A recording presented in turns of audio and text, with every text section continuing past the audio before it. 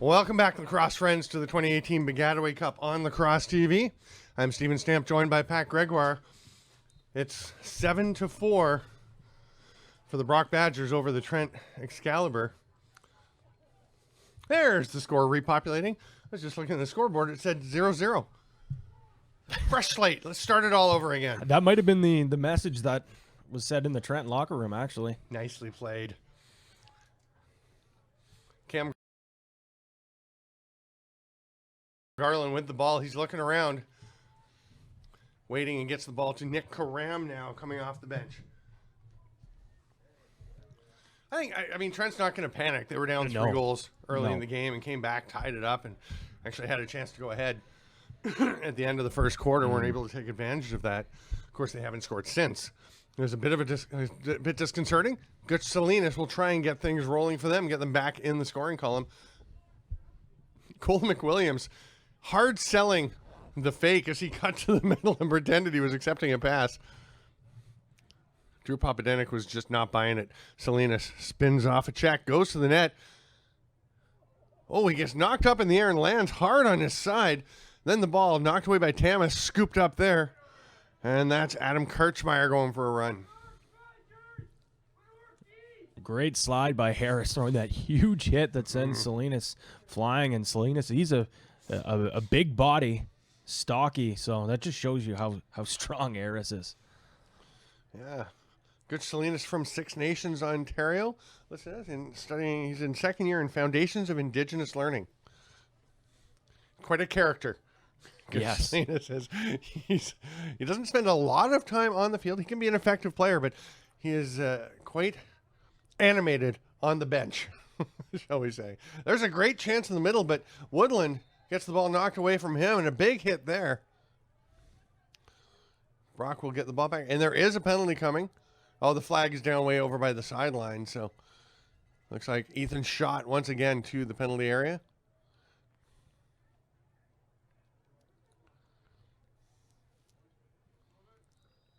Boy, penalties have really made it challenging for Trent to stay competitive in this game. But that's the way Trent plays. They play physical. They always make sure, when players go to the middle, they're paying the price. But with the way the game's been called, it's hard to go away from that. Brock's actually going with 4 righties out there on the man up, with Davis Neal heading to the locker room. We're pretty sure he has not joined his teammates back on the sideline. So having to change things up a little bit and adjust as they go. The offensive coordinator, Matt Atwood, will be running the offense. We've got Justin Pitchell helping on defense, Jordan Sharon, Nico Baudouin, the brother of Sebastian, who's playing for the team, and Brady Lawrence, all assistant coaches to Tim Louie. The Trent staff, Mark Farthing, the head man, taking over from Jeff McKinley, who is still at basically all the Trent games in Peterborough. And Jesse Thomas, the first of the 3 head coaches in Trent's history, also tends to be there a lot. The assistants, Matt Evans coaching the attack, Josh Watson, the midfielders, Pete Rennie, the D coach, and Garrett Eddy, Trent grad, who's such a big component of this team, is their video coach.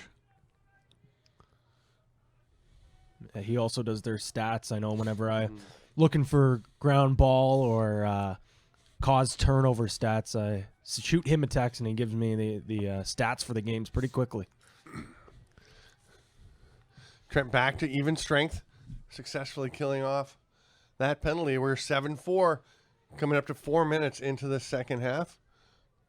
Tchaikovsky fights his way out and just almost nonchalantly tucks that ball through past the feet of Josh Wood. And I'll tell you, when Nick Tchaikovsky scores a goal like that, you kind of think he could just do it any time. I mean, he can do it any time if the Badgers decide to put a short stick on him. Yeah. I know it's Chris Wire, an all-Canadian short stick D-midi, but give me a break. Nick Tchaikovsky, he's just far too strong, too fast. And like you said, nonchalantly just says, all right, I'm going to beat this guy, take it to that, and score. 7-5, big goal for Trent to get some momentum going for them here in the second half. Gustafson and Perrone facing off, and Perrone took an unusual stance. He never really got down. It was almost like he was trying to get on top of Gustafson. Harris gets the ball, but great trail check by Perrone to get it back. Lynch goes for the run, gets to Finley. And Finley absolutely lasers one about 10 feet over the top of the net, down, hitting the concrete or the brick wall. Almost got right out of the stadium. Could hear some of the Brock fans wanting a trip call there. That's But I think trip. it was. I just think Latrell Harris lost his footing at a hard check by Ethan Schott. Yeah, Schott was coming down hard on the hands. Oh, McWilliams tries to just float one over into the far side. Trent's trying to get the ball away from Wood, and Josh Wood he might be heading for another penalty if he keeps that up. He almost put Jeff Fernandez in a headlock. He's getting riled up. He is. He's fired up. Latrell Harris fired up too. Two massive hits there.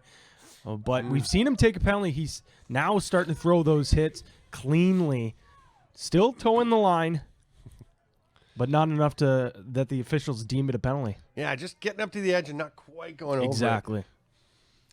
And by this point of the game, you've got a pretty good feel for what's going to be called. Exactly. What the standard is.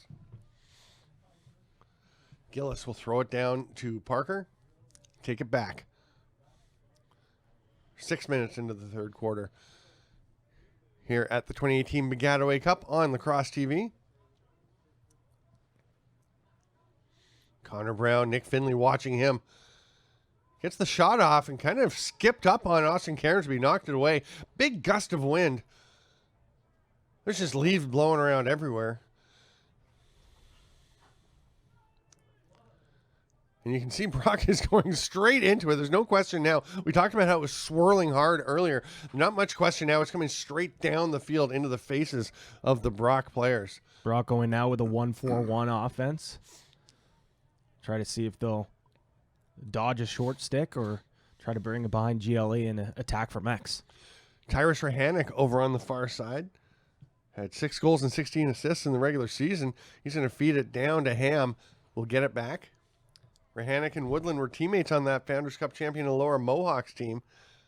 And the sun's just come out very, very brightly right in the corner of the ice. You've got to wonder if the Trent players are accustomed to the sun. All of a sudden it came out. They seemed to manage to keep their focus. It literally just was blinding there for a moment. Connor Brown, watched by Finley.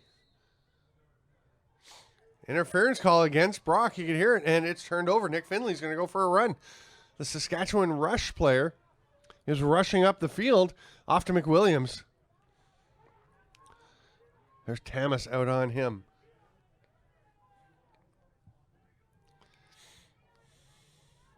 Romanchuk will head to the bench and get another attacker out for Trent. As they take their time making their changes. And we could hear from here as the ball was thrown to Nick Andrioli, someone on the bench yelling, Cheeto, give it back to him. Yeah. They'd like Nick Tchaikovsky having the ball, but Andrioli's going to take a run around behind and try and set something up, and Tchaikovsky will try and open up some space for him. And finally, though, the Badgers able to get a switch. They're still electing to go with the short stick, but now they at least have Wire on them, who it seems like that's the matchup that they want, even though Tchaikovsky did burn him for a goal. Now they're going to switch. That leaves Jordan Gillis with Tchaikovsky, but not for long. He'll pick from Andrioli. Tchaikovsky puts the shoulder down. Gillis on him. He goes to the net. It's going to be a crease violation on Tchaikovsky, but he was trying to recreate the goal that he scored a little earlier that made it 7-5. And Gillis doing a good job, which Wire wasn't able to do, is try to get Tchaikovsky to roll back and kind of go into a slide, and that's what happens there. Tchaikovsky able to fight through the slide, but you just can't make it far too easy and allow him to get topside like we saw him do on that one goal. Wood takes the pass back on the patient clear.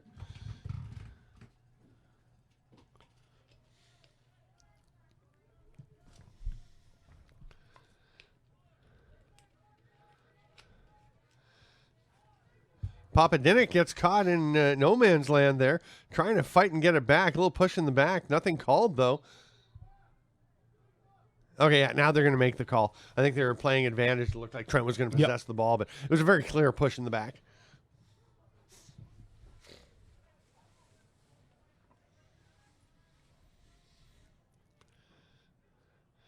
Peroni trying to fight off the check. We'll just lob it up to Nick Karam, and Trent will slow things down. Haven't seen a ton of Karam in this game. Hands it off to Garland there.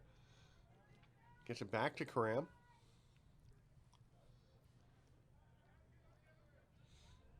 They'll switch sides. I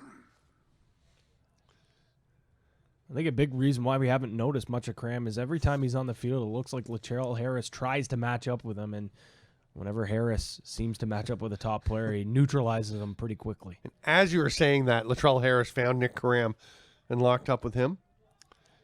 That's good. Salinas watched by Pace up at the top. Or sorry, by Mackenzie Mitchell. Peroni on the run. Gets a shot off. Goes a little bit wide. McWilliams in position to get the restart. I think over the past few years, the Badgers have done a good job recruiting strong short stick D middies. Even when they were, winning championships, they had a lot of two-way midfielders, and they didn't really have any defensive short stick specialists. But within this year and last year, they've done a really good job finding those D middies. The ball hit the ground. It looked like Karam would get it, but Tamas managed to knock it free and then lobs it ahead. Oh, and that pass didn't quite connect. Connor Ham caught it, but caught the lob pass, but a Trent player was right on top of him running down. I think he felt he had to quickly get rid of that pass and forced it a little bit, went through to Cairns. Here's Tchaikovsky. Mackenzie Mitchell communicating with his defense. He knows that he wants to have some help available. And Tchaikovsky, they're trying to isolate him. Trent pulling everyone else away. Oh, the stick gets up into the bottom of the face mask of Tchaikovsky. No call.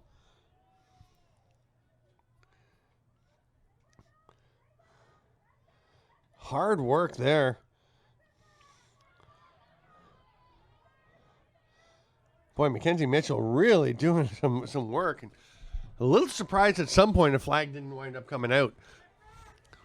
Brock gets the ball back. See if they can take advantage on the run. It's Kirchmeier, rips it. The save by Cairns. Boy, that would have been a big one. Kirchmeier so quick to get up the field. And the pass ahead to Cole McWilliams back into the defensive zone. I was going to say Tchaikovsky still did a great job getting that pass off, even with Mackenzie Mitchell draped all over him. It's just Cam Garland wasn't able to run to the ball and make that pass a little easier. Just kind of stood there and it ended up being a bouncer. Andrioli facing up against Adam McKinnon. That's Travis Ferguson. I don't see a lot of him in offensive sets. He is listed as an attack, but mostly a face-off guy, although Adam Peroni's been taking the majority of the face-offs for them today.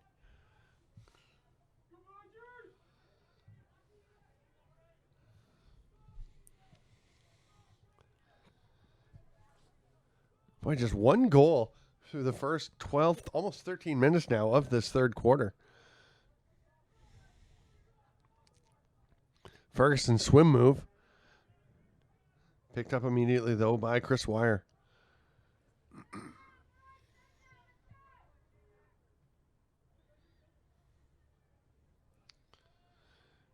Travis Ferguson, number 7, that had the ball there. One of the few actual Peterborough natives.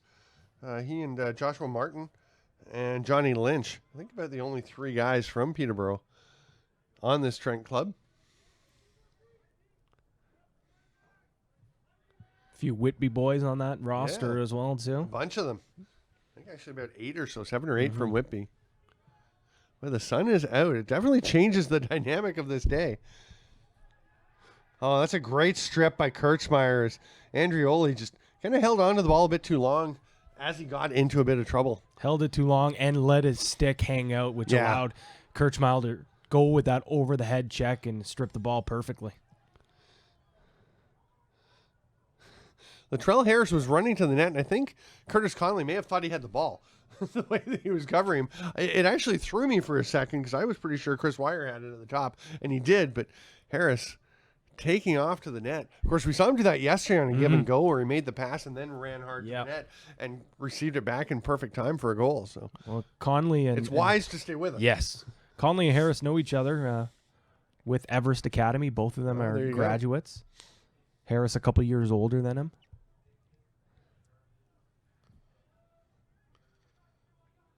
Yeah, Curtis Conley from Ottawa. in his first year in education at Trent.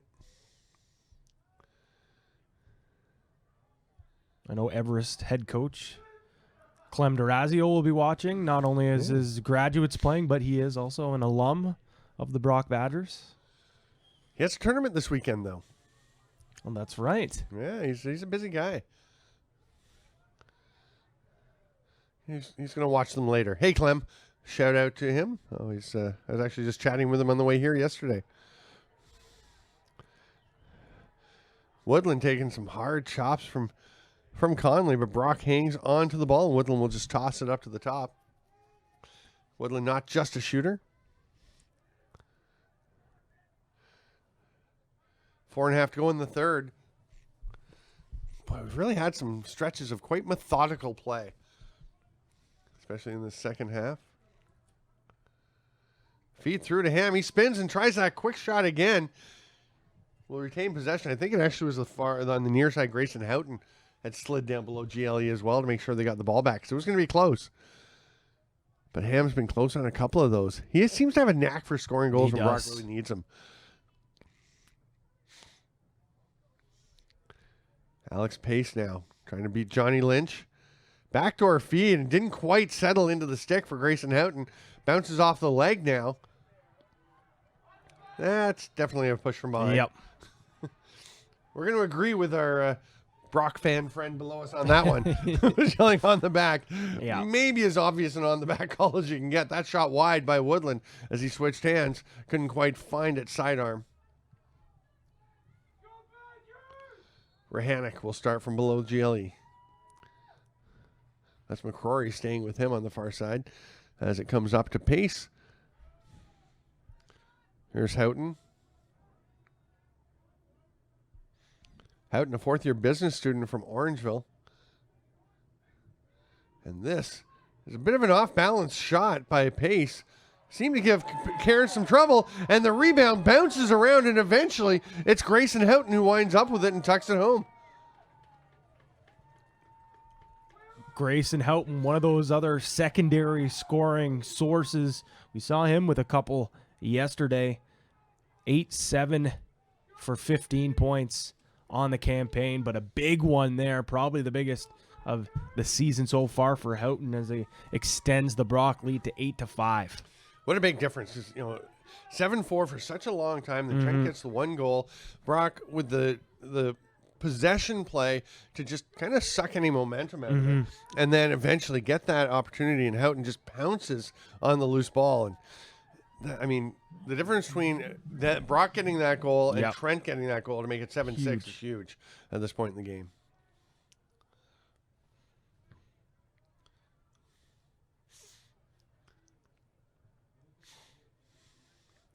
This is where it'll be interesting. Trent's sideline seems pretty calm. I know Mark Farthing and his coaching staff work really hard on trying to keep them level, because when things go awry for Trent, this team, I feel like sometimes they let it kind of build a little bit. Yeah. And I know the coaches want them to stay very calm and just get out and get the next goal, make the next play. It's the old Cohen, what is the most important play in a lacrosse game? The next one. Yep.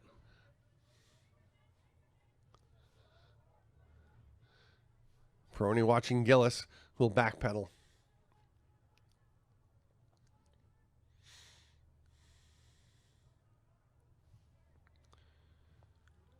Blakely will come up from below the GLE. It's a pick from Ham. Johnny Leclerc just kind of runs through that one. Looks like he was going to pick up Ham for a moment anyway, so he figured he'd just bang into him. Now Leclerc heads out onto Blakely again. Stall warning on Brock. They're going to have to stay down in the box.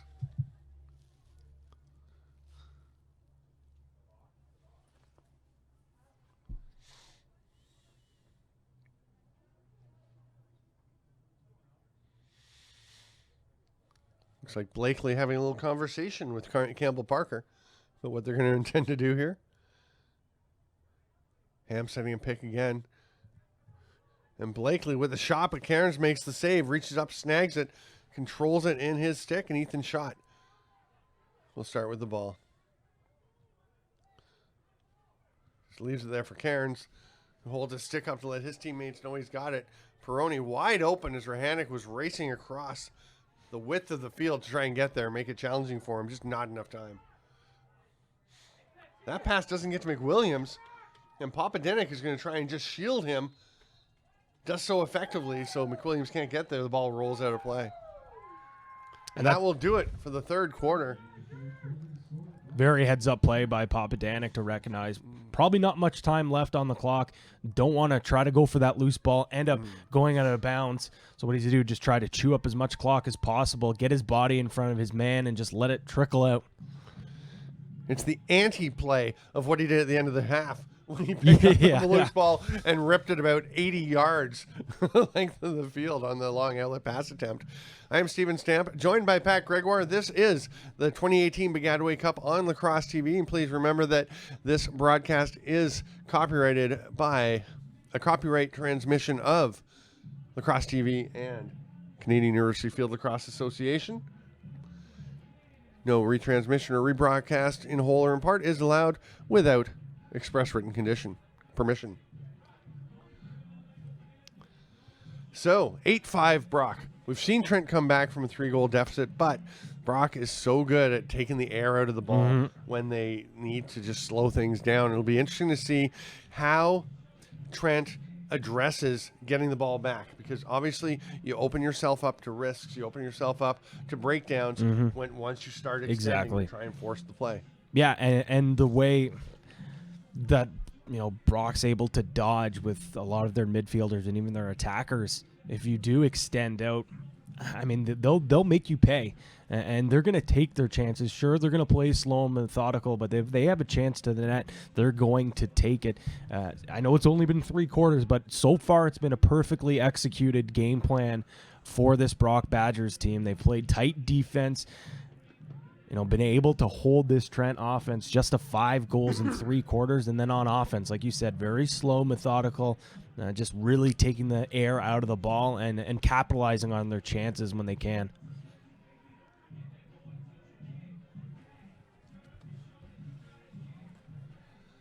Remember, we will have the second semifinal today. Western and McGill should also be a great game. The first place in the West, Western Mustangs, against the second place, McGill Redmond. But all 4 of these top teams finishing at 9-1, and really hard to say on a given day and a given game who's going to come out ahead. Right now, Brock is ahead, 8-5, as we prepare for the fourth quarter. Thanks to everyone who's joining us on Lacrosse TV. It'll be the dueling 21s out there for the face-off. Mitch Gustafson in the white and red of Brock, going right to left. Adam Peroni in the green with white of Trent, going left to right.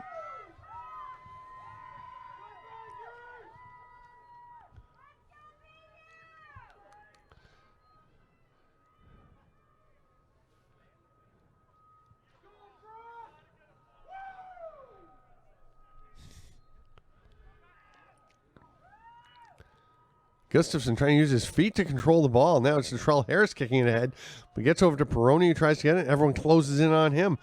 Ball pops out again. Eventually, Mackenzie Mitchell is able to corral it for Brock. Mac Mitchell's had a great afternoon so far, doing a great job in his own end, playing as a defensive midfielder, but on the wing play, he's been just a loose ball machine. Yeah, the Orangeville native, a 4th-year student in sociology.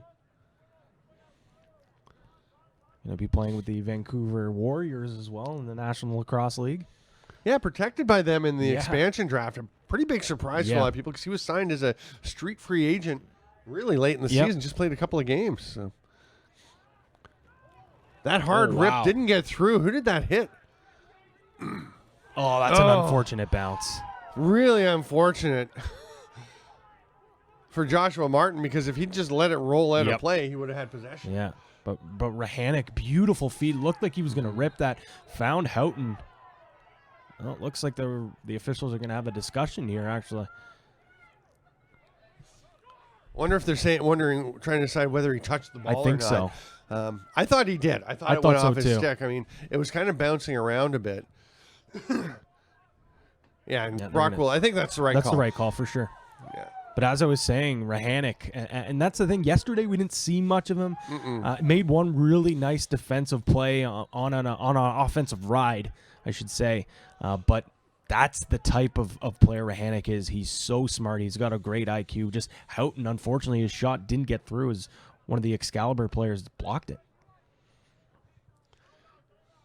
Connor Ham up to Woodland. Watched by Tchaikovsky. Just shows you how good of a player Tchaikovsky is. He can cover one of the top offensive players in Kufla and still be that good offensively as well.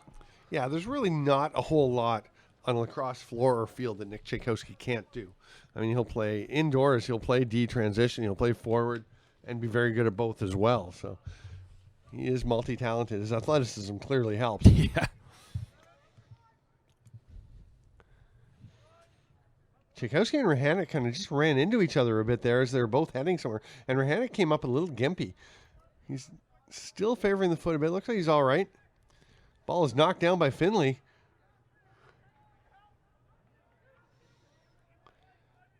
Rahanic did battle some injuries at the through start, the season. Through the season, so. And during the box season, I know that during the Founders Cup, he rested one game because they still weren't sure if he was 100% or not. Here's Patrick Mccrory as Finley wound up getting possession for Trent, but stayed back, and Mccrory is going to go for a bit of a run. He is stripped by Latrell Harris. What a play. Martin comes in, the swat. That's a pretty aggressive little chop to the player on the ground. Harris, what an attempt, but Cairns makes the save, and he's going for a run. We've got a long pole up in the right down by the net. We've got a goalie up at midfield. We've got players down all over the field.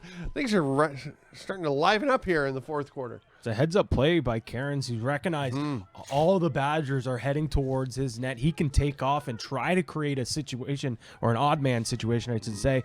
But instead, he recognizes nothing's there, so he slows things down. Tchaikovsky watched by wire again.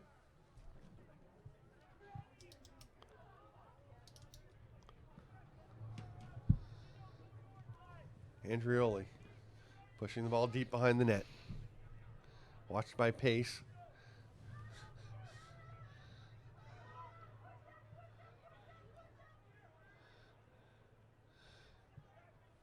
Garland and Tamas run into each other. Garland is kind of dangling it out in one hand for a moment. I thought Papadinic might be tempted to come in and go for it, but Garland kind of backed away. Karam. Watched by McGregor Allen.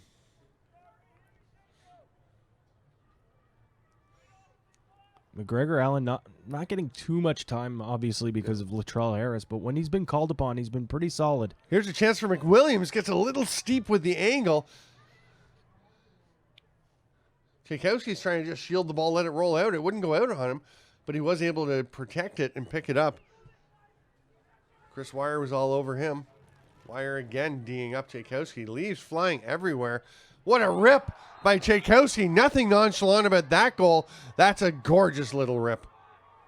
Gorgeous rip indeed. And Tchaikovsky once again making the Badgers pay by electing to use a short stick D midi on him. He's just going to take you behind GLE, so much space.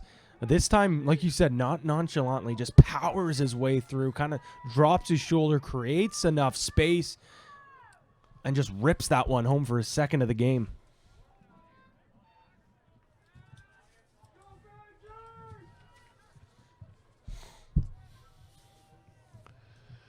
Big face-off here. And Peroni just went way early. So Brock up 8-6. We're under 15 minutes to go here in the third.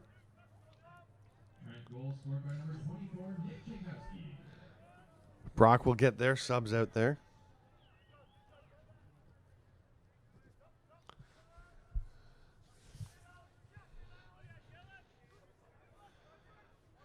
Jordan Gillis taking his time. The wind's really picked up. You can see those leaves blowing around. There are some swirls, but it's pretty much coming right to left on our screen.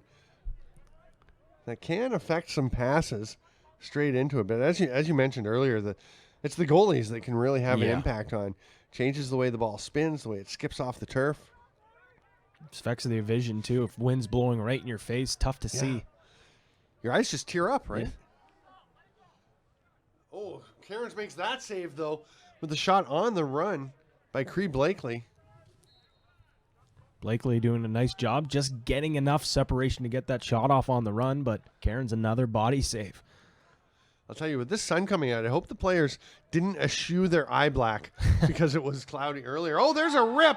What a goal by Jordan Gillis. We haven't seen a ton of him in the offensive zone, but he buries one to make it 9-6. Yeah, Jordan Gillis is a heart and soul guy, plays great defense. He's one of those specialists that we talked about, the short stick D middies, but when he does get caught in offense, he's able to stay out there and chip in offensively, as we see there with a beautiful goal and an even better fist pump celly. 9-6. Brock pulls ahead every time Trent does something. It seems like the Badgers have a response. The Excalibur needs to get a bit of a run going. That's Tchaikovsky swooping in to come up with that possession. Harris on him. Those are a couple of fine athletes. Harris trying to work over Tchaikovsky, but he just protects the ball so well. Diving, backhand whip, almost got it, but Joshua Wood makes the save. Heads up play by Tchaikovsky to roll back behind the cage as he sees Latrell Harris had to jump over the back of the net, which created enough space, and it wasn't much, but Tchaikovsky gets that shovel shot off, but big save by Josh Wood. Woodland taking his time up near midfield. You can see shot is up. A little past the 40-yard line to put some pressure on. Nick Finley is up. Trent's starting to have to come out of their shell a little bit. Can't just sit back. They've got time with 12 minutes to go, but as we mentioned, it's hard to shut Brock down. So you know you're going to need it probably more than 3 goals. Yeah.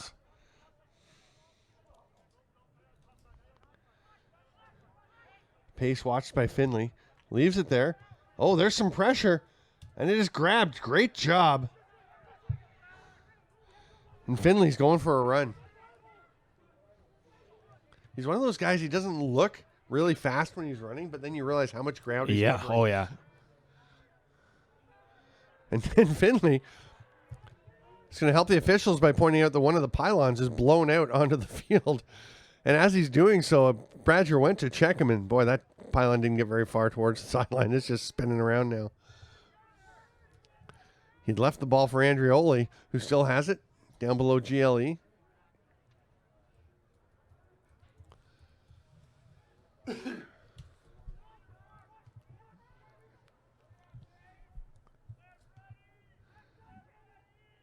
Trent being patient. Andrioli with it again.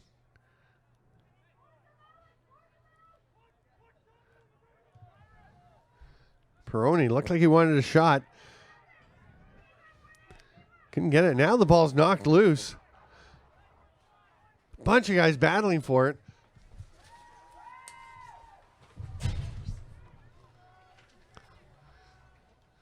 Long lob pass across to Kirchmeier. And he clears it easily up to Chris Wire. Wire, the honorable mention All-Canadian D-Middy for the West. Looked like he was thinking about going to the net there. Yeah, I think he had an idea, but something tells me maybe the bench might have been screaming, hold on to it, don't do it. As you know, Brock trying to just squeeze out as much time on the clock here. But We're into the second half of this fourth quarter. But we know if they get an opportunity, they're going to take it, especially if it's one of their skilled players. Gillis, who scored that huge goal for Brock, throws over to the far side. He'll get it back from Connor Brown.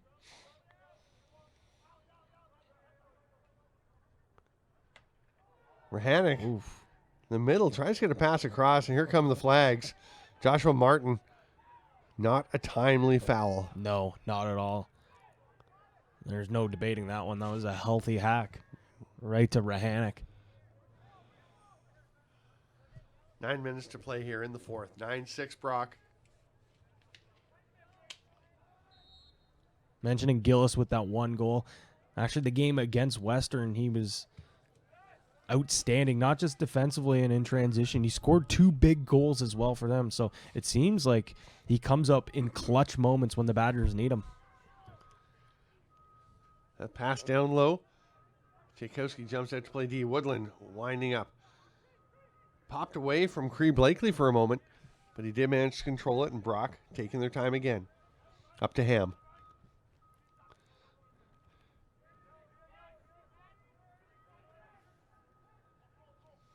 Woodland fires it. Couldn't really see with the sun off that, but it looked like it was off the crossbar, the way the net was moving. Trent scoops it up and get it ahead to Cam Garland. I don't know who it was out in the stands, but they said, how many posts has he hit? That is, it's true. There's been That's at a least. bunch. He's hit him hard, too. Oh, yeah. Like he's rocking the net.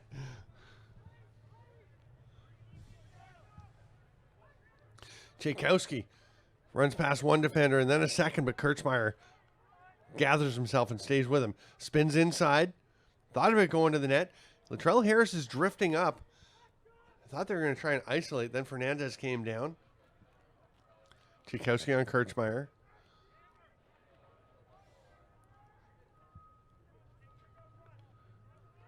Tell you one thing, I was just thinking about, we haven't seen a lot of subs for either team. They're not going really deep into the bench. They're staying with their top guys in this crucial semifinal. Peroni is just bodied away. But then the chance for McWilliams scores. Great pass from Peroni. He took the big hit, throws the pass, and McWilliams materializes in the slot and bounces it home. Great defense there from Brock. The slide timed perfectly, but Peroni heads up play, holds on to that ball for just an extra second, frees up enough time for Cole McWilliams to grab that ball and score from the middle, and that where we see him score so many times Now this the season. pressure, the pressure on Travis Ferguson to try and get the ball back for Trent. He's up against face-off ace Mitch Gustafson for Brock. Ferguson's down, laying flat out on the ground. It pops out, and it will be Trent possession. Ethan Schott is there to corral the ball. 6.5 to go. Trent down by 2. They have the ball, and Nick Finley has possession. Gustafson winning that draw, pushing it forward, but just a little too far for him, especially considering the foot speed of Ethan Schott. He saw that and anticipated the ball squeaking out, picked up the loose ball, no problem. Yeah, I was going to say the anticipation seemed probably more important there than the speed because he was just after it. We have a timeout with 6:05 to play. Trent gets possession, calls the time to set things up. The Excalibur will gather around their coaching staff. It's kind of fun for me to see the logo, the Excalibur logo, and to see the name Excalibur for Trent because Trent didn't actually have, I don't know if I've told you this story, Trent didn't have a nickname for their sports teams. I grew up in Peterborough. My mother was the assistant athletic director at Trent, so I started working at Trent when I was 11 or 12 years old. and before that, I'd been around. I've spent a good chunk of my life at that university. And we were sitting around the kitchen table one day, and my mother was saying, you know, we were thinking we should get a name for the teams because they don't have a name. Or they're just the Trent soccer team, but they didn't have a lacrosse team at the time, the Trent rowing team. So we're sitting around and we're tossing a few ideas around. And I said, well, you know, it's the sword. How about Excalibur? And she said, I like that. We talked about it. Next thing you know, Trent Excalibur was the official name of the Trent University. I've sports never team. heard that story. Yeah, it was pretty fun. All at the kitchen table. A lot of things happen at kitchen tables. It does. I was just going to say that.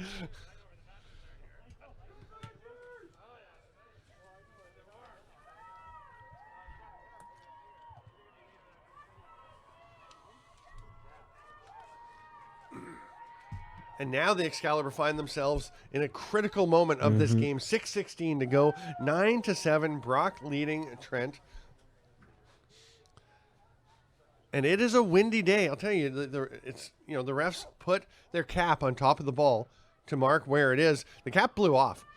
They're actually, Neil McDonald's kind of lucky that, or sorry, not Neil McDonald. That's, yeah, it is Neil McDonald. Had the hat on and it blew off. Normally they wear ball caps that kind of sit there, but it's the toques today. Oh, it's a is toque chilly. day for sure. Peroni, who set up the last goal, fighting off a checker, gets it to Fernandez. Over to McWilliams. McWilliams, the leading Trent goal scorer this year with 24 in the regular season. Got the last one for them. He's got the ball, and they would love him to pull them one closer. Finley running along the far sideline, starting to work to the net. Passes out to Fernandez, who misses. Tries to stay around the crease, and he does just avoid stepping in the crease. So as the ball goes out, Finley will get it back for them. Not sure how Fernandez ended losing, getting lost by Kirchmeier there, but Yeah. Fernandez doesn't usually miss from that spot there. I was ready to call a goal because he usually does not, as you said. Garland's shot off the mark. There's Tchaikovsky to shoot. That one just hit Josh Wood. I don't know if he even saw that coming, but he was in perfect position. Makes the block. There's Tchaikovsky trying to pick up Wire, but Wire just very calmly steps away from the pressure. And Tchaikovsky has to go get Kirchmeier. Yeah, Nick Tchaikovsky's going to want that shot back. Just and Offside. offside, yep. Wow, that's a mistake for Brock turning the ball over, and Curtis Conley. Boy, he almost stepped over center as well, but they had Tchaikovsky back anyway, so it wouldn't have mattered. Garland way up high. That one almost took off as it was going to Tchaikovsky. Again, the wind kind of gusting down that direction. You could see it almost lift the ball. And I mean, the lacrosse ball is pretty heavy. You don't think and small, so it might not be affected that much, but boy, occasionally, if it's straight in, there's a shot wide by Garland. He can't believe he missed that one, and that's Brock ball. You could see Karam racing down, but Brock had a couple of guys closer to the end line. Trent just not really prepared for Garland to take that shot, I don't think, and he thought he had a spot. Yeah, I don't necessarily disagree with the take, but, if Trent, I know it's hard to anticipate a shot like that, but got to do your best to try to get that back up. The ride pressure from McWilliams and Garland almost causing a turnover. Papadinic had to be alert with the ball bouncing towards him near the sideline. Now he just rolls it over to Harris. It gets away. He has to track it down. I think Brock's taking a timeout. I'm pretty sure that Tim Louis saw what I saw, which was the ball oddly popping away from Latrell Harris and two Trent players honing in. They decide they want to keep this possession with 3:46 to play. And Brock leading 9-7. Yeah, you know what? Normally you don't feel too nervous when Latrell Harris has the ball in his stick, but like you said, it awkwardly bounced in his stick. There was two Trent players on him. Good call by Tim Louis to settle things down, get your offense onto the field. 3 minutes, 46 seconds left. You assume Brock's going to just try to eat up as much clock as they can. Yeah, and it's odd. I mean, with Brock still being so competitive year in and year out, they're in the Baggataway Cup championship game last year, lost in overtime to Western 16-14. It's hard to remember, or it seems odd that they haven't won a championship since 2009. I mean, they used to win all the time. You just look at the list of historical champions from 89 to 94. They won every year. Again, 96 to 99, four more they roll off. 2002 to 2007, they win every year. Then they take a year off, and then 2009 they win it again. I'm sure they thought the championships would keep coming. They stopped at that point. Since that time, they've been in two championship games, losing to McMaster actually 11-10 back in 2010. Three championships to the next year. They lost to Bishops in 2011, and then last year, of course, back in the final against the Western Mustangs. So I'm sure it's a little strange for a lot of these Brock guys, and a lot of the coaches and players involved, people involved, have been part of this program for a long time. Oh, yeah. They want to get back to the glory days, and they want to get back to the championship right now. Fernandez gets the ball to McWilliams, who rips it home. Fernandez had a check coming and very calmly made that pass just before it was going to get stripped, and McWilliams makes no mistake. Yeah, and you know what? I said it earlier on.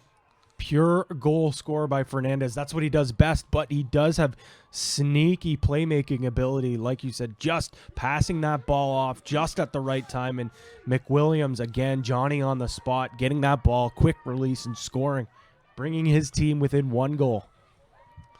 Again, Ferguson will be counted on to try and get the ball back up against Sebastien Baudouin in this case. Ferguson gets a pretty quick clamp. Baudouin is trying to grind his way in there. Ferguson Looked like he was going to pull it back through the legs. It actually comes the other way. And now Baudouin goes after it, kind of pops off his foot. Fernandez knocks the ball loose. I think he's calling timeout. He is.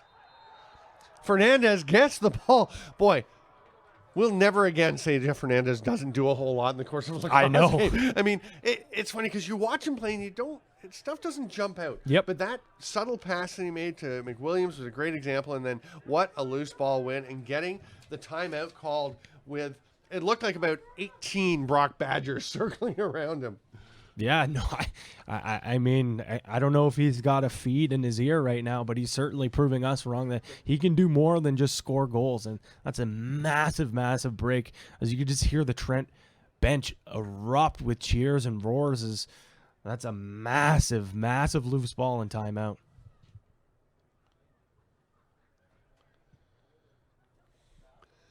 So we were into the final 3 minutes of play. I didn't notice exactly when it got under 3. The clock, as we mentioned earlier, does stop on the stadium score clock, which is what is linked to our clock on the screen.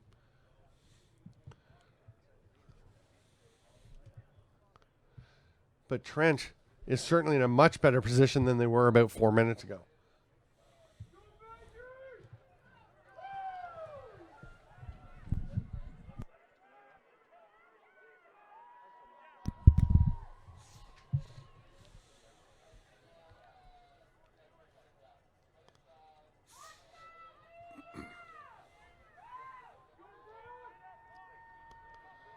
The teams making their way back out onto the field.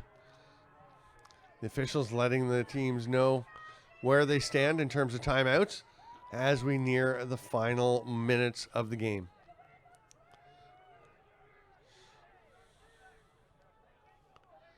Adam Perroni up top, watched by Wire. Heading towards the net. Looks like he's thinking about shooting. He is, and he scores. Adam Perroni just does it all himself, literally, from the restart. And we have a tie game, 9-9. Adam Perroni, a guy that struggled off the top of the game, taking 2 costly penalties off the face-off, getting a huge goal to tie this game, like you said, doing it all himself, takes it to the middle, recognizes no slides coming as he rips that shot, beating Josh Wood. What a turn of events here. 3 goals in short order. McWilliams, and Perroni. And Trent hasn't been to the Kufla Championship game except for once, 2 years ago against Western when they were still a developing team. Mm-hmm. Calling that game, I felt like they looked like they weren't quite ready for prime time. Yeah. This team feels like they are. They just have to get there. They would love another shot at whether it be Western or McGill. Mm-hmm. And they've put themselves in a pretty good position to do that. Still, Brock comes up with the ball, and boy, you know the Badgers are going to be looking for a response here. And Curtis Woodland has the ball, gives it off to Alex Pace, then gets it back.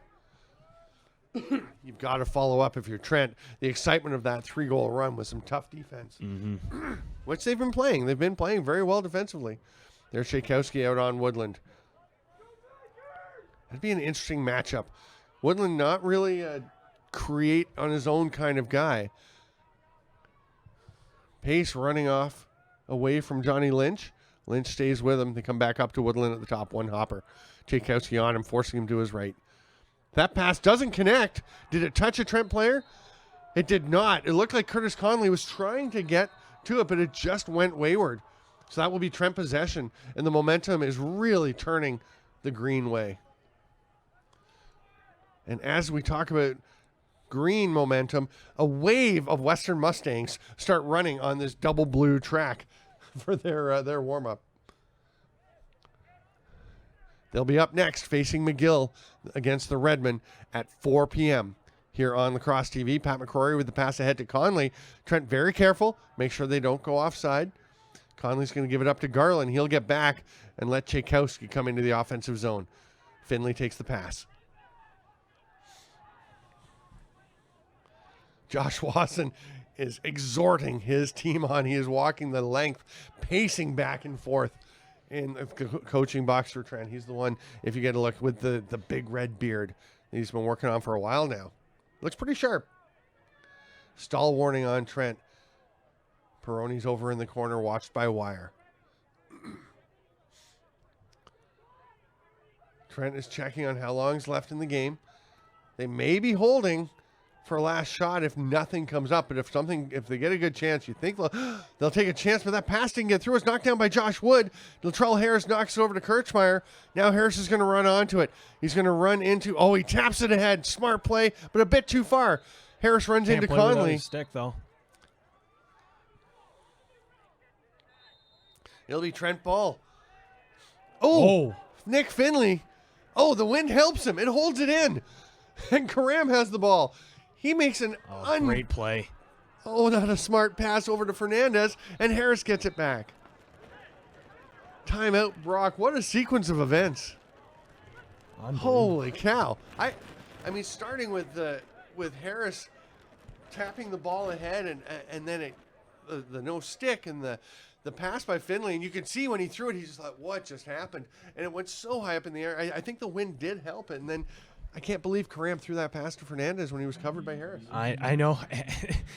Just a great heads-up play by Kirchmeier, recognizing that. Oh, and that's time.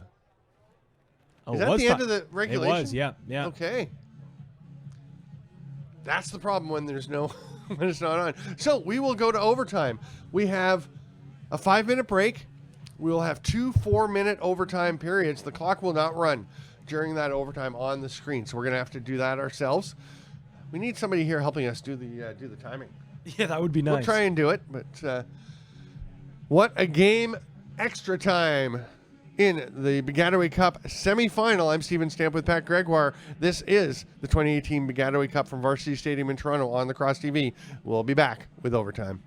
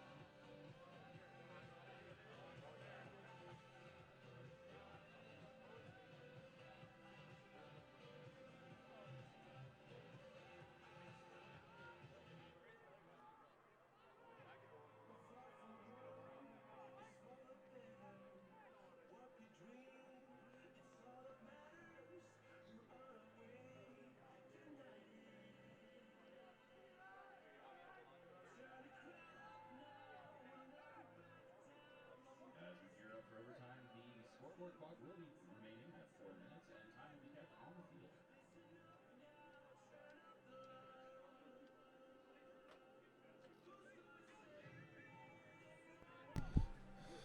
Welcome back, lacrosse friends. Hope you didn't go too far because it's not a 5-minute break. It turned out to be about a 2.5-minute break, and we're ready to go. 4 minutes stop time. 2 4-minute periods. Each team gets 1 timeout per period. Big face-off win by Mitch Gustafson there. He gets them. He gets so many of them. But it's knocked loose by McWilliams. Flag coming. And Gustafson's going to run off. Is that Ferguson? Is it Cole McWilliams? He's not going very quickly to the penalty area. Yeah, it's McWilliams. Might be just a 30-second push on the back. It's a big call in overtime. Brock with the man up. It is, again, we do play the full 2 4-minute periods. And we're not going to know the time. There's a shot by him. It's wide.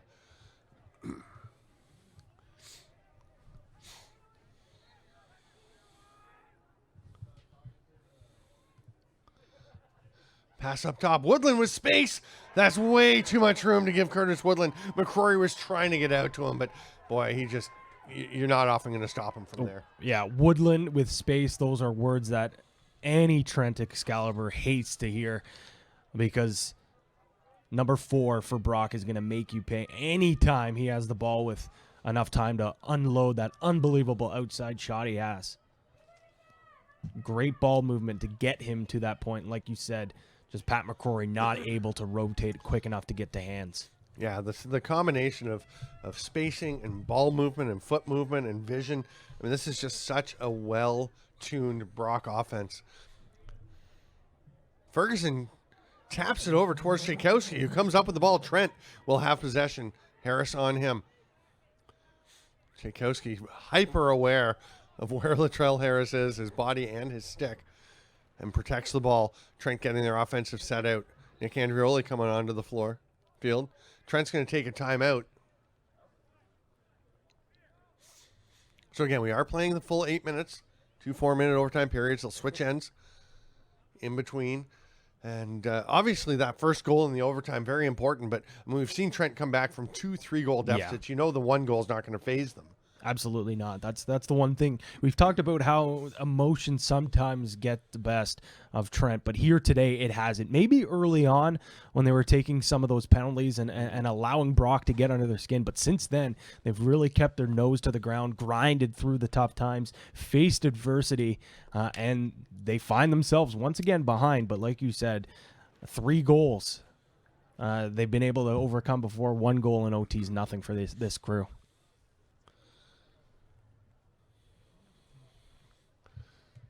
Obviously, they would like to get the goal back sooner rather than later. Yes. But it's going to be interesting to see what happens here as Brock once again jumping out in front. Again, Brock, a very experienced club.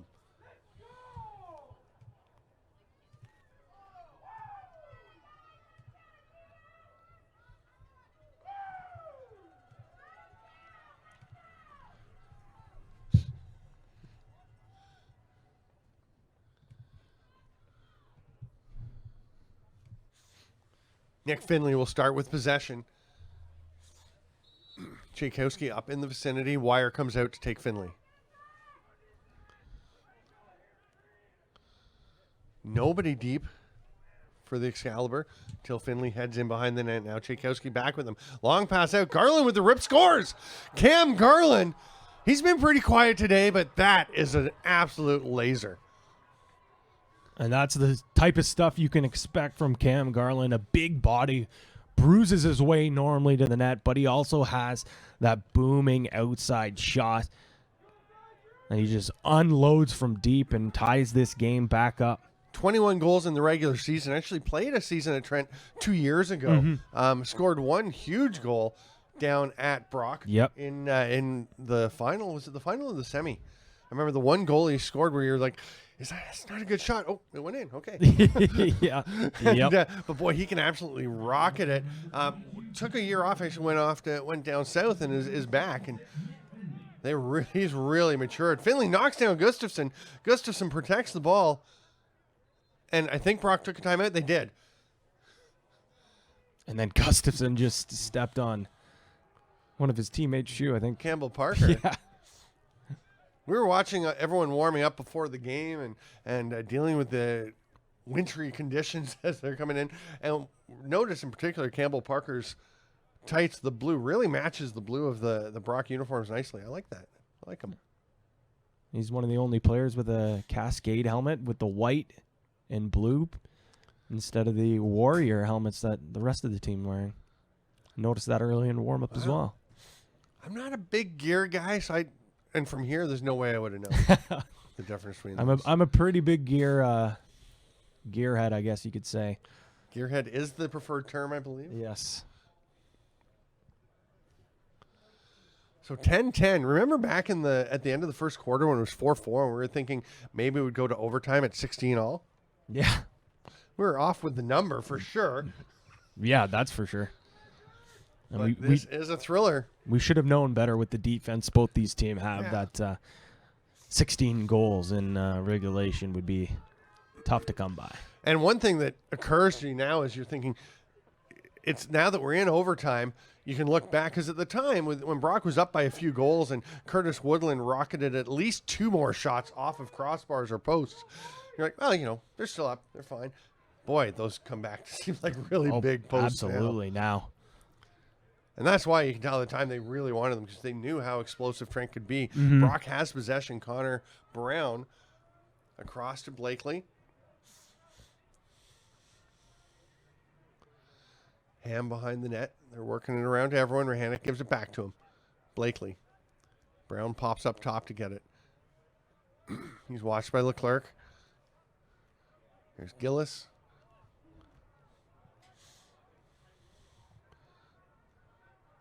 Brock had an elongated stack, and now they're going to slip into the 1-4-1. Looks like they're preparing to start their drive. Boy, Curtis Conley threading his way through some attacking players, picking his way nicely. Gillis watched by Peroni, who had one of those big goals for Trent. They're isolating. Oh, he gets by. He's got some space. Passes it in front. It skips away from Campbell Parker. Mccrory all over him, but Parker manages to recover the ball. Gets it up to Gillis. Right idea, pass from Gillis there to Parker, but just not the right execution, I think you could say. But luckily, Parker's able to hold on to that ball, pick up the loose ball, and reset things offensively. Rahanic. Over to Blakely. Brock taking their time. Keeping an eye for when the timer comes on the field to indicate the final 30 seconds. Hasn't happened yet. Gillis really playing an expanded role in this game, and that could have been a huge role, but his shot is a little bit high. Rahanic sprints to the line, just beating Ethan's shot to get possession for Brock. Shot covering him. There's some room for Gillis, but nice slide by Peroni to jump out on him. Gillis thought about taking that, but great slide, like you said, preventing that shot coming from the outside. Rahanic looked high, looked low, goes up high now to Blakely, who's dodging on Conley. Gets a little space. Oh, great strip by Conley. What a play. He's got some pressure. Gets the pass through. It's shoved ahead by Leclerc, but it's going to be grabbed by Tamas. Leclerc all over him. He knocks the ball loose, but Tamas holds on to it. He throws a pass. That one's knocked down by Schott. That was not a good decision. Schott is going to run up the field, trying to push transition. There's McWilliams. Shoots, save. I don't know if that's the shot you want either. A few questionable with the pressure decisions. on some of the decisions being made by both teams. Harris gets it over to Ham. Is that a timeout? Or is that the end of the quarter? The half? Yeah, it is the end of the Oh, first man. 4 minutes of overtime. Oh, Connor Ham could not believe that whistle just blew as he got that pass from Latrell Harris. Yeah, like you mentioned, just a couple of questionable decisions by a few great defenders. Curtis Conley with a gorgeous strip, grabs the ball, tries to force it, but a great play by Alex Tamas to pick off the pass. Then he tries a unthinkable skip pass, and it's one of those plays, though, if that skip pass makes it through, we're praising him, saying it's such a great feed, but instead the play goes the other way. McWilliams then taking another questionable take. So like you said, Steven, it's just when the pressure's on, sometimes the right decisions aren't quite made. And that clearly was the case, as a few players kind of just forced things because the intensity's so high. Yeah, forced is the key word, right? I mean, and it's all trying to make a play as you feel a bit of pressure. But boy, some of the I'm just cringing like, no, I know. no. I know. Especially that skip pass Alex Tamas tried to make all the way to the crease.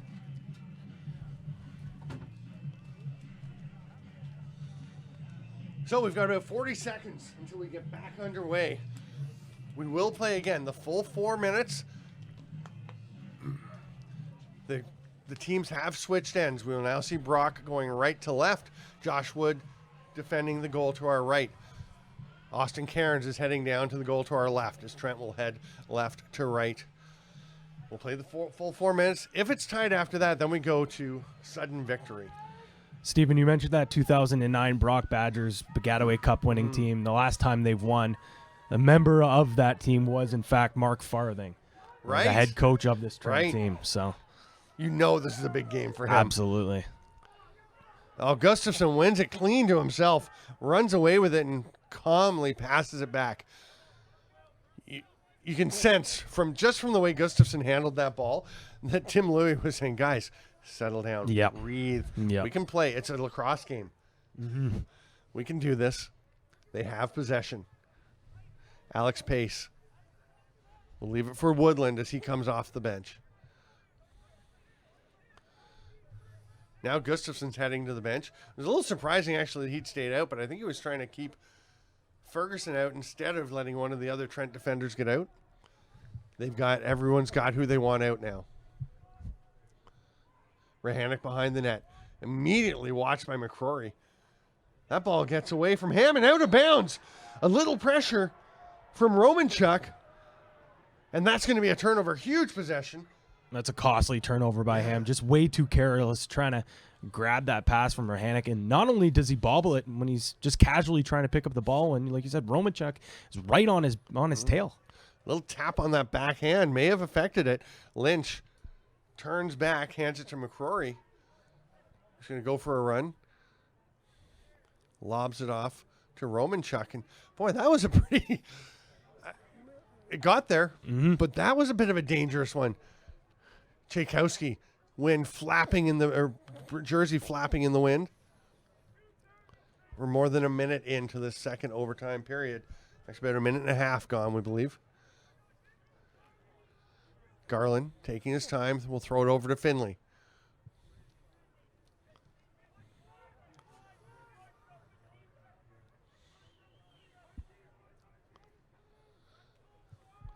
Nearing the midway point, and Trent taking their time.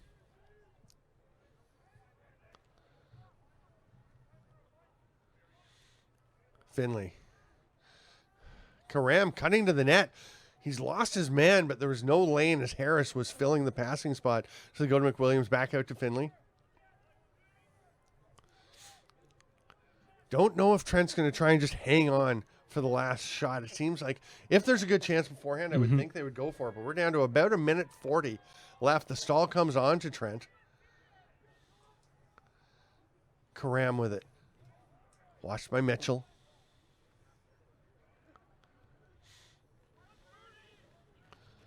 Not too much is happening, but this is just nerve-wracking.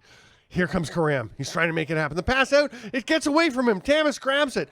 Oh, what a terrible mistake for Trent. The Badgers have an opportunity. Connor Ham hits Harris. There's Rahanic. Oh, what a goal. I thought he'd already shot it, but Rahanic somehow threw the hard fake and pulled it back and tucks it past Austin Cairns. And so many times. Yeah, just over a minute to go. So many times in sports, especially the game of lacrosse, you see a mistake in one end and the other end, a cashed-in opportunity.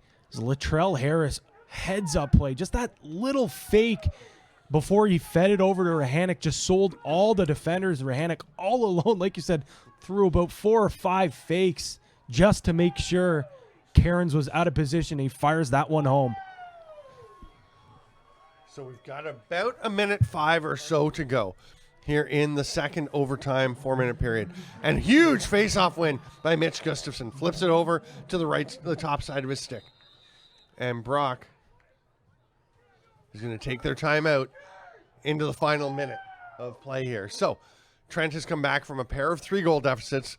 They've come back from a 1-goal deficit. They've got to do it again. Brock, meanwhile, with possession, is in a pretty good spot. Very good spot. And how about the play of Mitch Gustafson, especially in the fourth quarter and this overtime? He has dominated on the faceoffs, not only just winning them, but getting them into safe place, allowing his team to settle things down and chew up the clock. He's been a monster. Don't think it's been enough to be a MVP candidate for today's game, but it's been one of the underrated storylines in this game, I would say. Yeah, I mean, not an MVP guy when Curtis Woodland has been lights out Exactly. scoring, but Gustafson has been terrific. The Gus Bus is such a heart and soul player. A Toronto guy, plays for the Toronto Beaches. I know Glenn Clark actually messaged me, said, watching the game, loving seeing what Mitch Gustafson is doing because they adore him. The coaches, the players, the fans, everybody with the Toronto Beaches. And here he is playing in his hometown.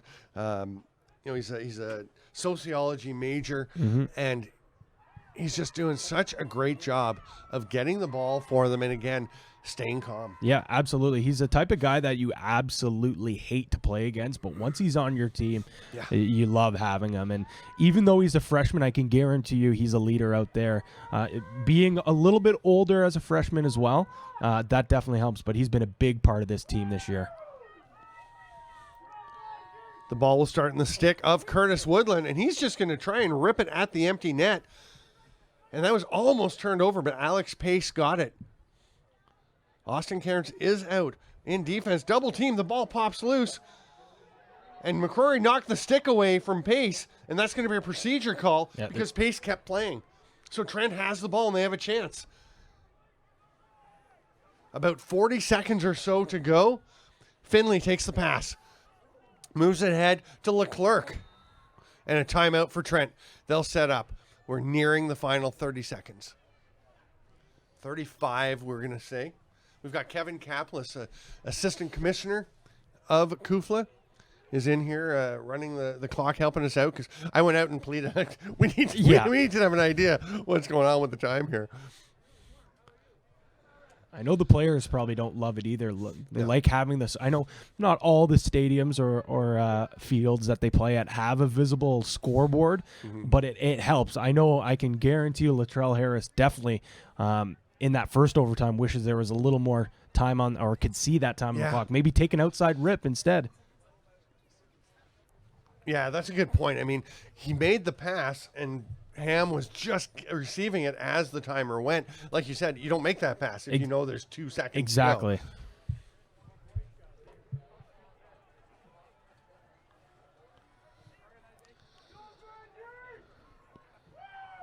So it'll be interesting to see how Trent decides to run this. I mean, you've got McWilliams, you've got Fernandez, obviously very dangerous. Do you give it to Nick Tchaikovsky and just let him generate something?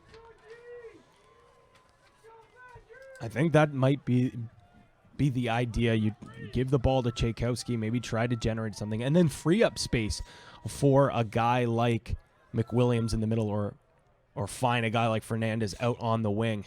And that looks like who the ball is going to start starting with the ball, and Latrell Harris immediately out on him.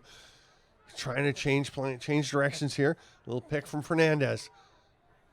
Peroni cut to the net, but was watched closely by Wire. Coming around the net. There's McWilliams. Shoots. Scores! Cole McWilliams with 24 seconds to play. Unbelievable second half for Cole McWilliams. And Cole McWilliams points to his arm saying, I've got ice waters in my veins, and that's exactly it as he scores another huge goal for this Trent team, tying things up. Wow, what a game.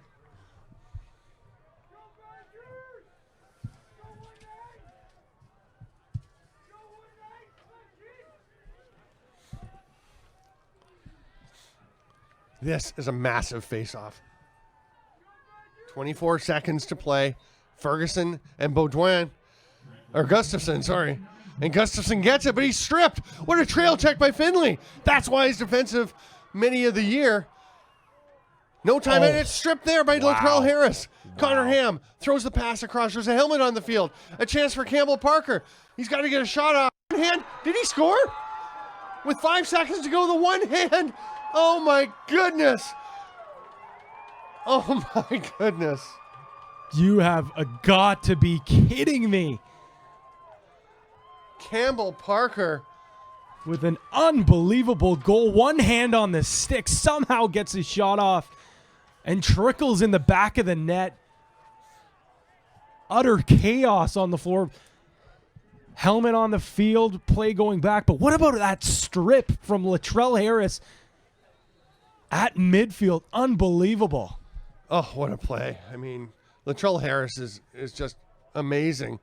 And when he is kneeling on the far side of the field, I still can't believe this play. We're watching it as the feed comes up, and I still don't even see how Campbell Parker did that. Austin Cairns just got fooled. That is one of the strangest, probably, game-winning goals I've ever seen. It's absolute madness. And Austin Cairns, I mean, I wouldn't have expected that shot coming either. It looked like, it was a very harmless attempt with that one-hander, but he somehow is able to get enough power to beat Cairns. And like you said, just a strange turn of events. Like we said, Gustafson falling on the ground, losing his helmet. Trent had called for a stick check. Yep. Which, hard to argue with. Yeah. As well at that point. Yep. You got nothing to lose. So Trent will give up the ball. So that's it. The game is over with 5 seconds to play. Wow. But I mean, there's no point not taking that risk. Mitch Gustafson will tie up possession for 5 seconds anyway.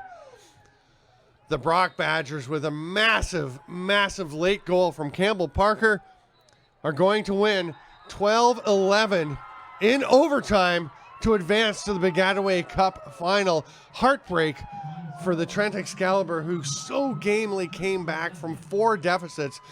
But boy, that's a well-earned win for the Brock Badgers. Oh, well earned indeed. You got to feel for this Trent team, though. This throughout the game came back. Anytime you thought maybe this is where they would lay down and the Badgers would take over, that's when Trent really stepped up their game. An unbelievable season for them comes to an end. Yeah, I mean, if you're a Trent fan or coach or player, you've got to hold your head up high. What a remarkable performance. Just absolutely brilliant, but Brock just a little bit more today. And the thing, I mean, you have to give a lot of credit to Brock, not just for winning, but the fact that they saw those 4 leads evaporate, including the 2 3-goal leads, and stayed poised. They did. Harris with the huge strip. Yeah. Mitch Gustafson added so much. Curtis Woodland, I mean, that was incredible. We have just 32 minutes until the next semifinal, Western and McGill. So we're going to take a bit of a break because we have to let our voices recover and get ready. That was exciting, though. We will tell you our players of the game. We'll leave the stream on so you can see them be presented as Tom Bolesky is down there to present a lacrosse shaft to each. For the Trent Excalibur, Cole McWilliams with 3 second-half goals to turn this game around for Trent, and for the Brock Badgers, Curtis Woodland was just on fire all day. He was unbelievable. We talked about how dynamic of a goal scorer he is. He'll score on the run.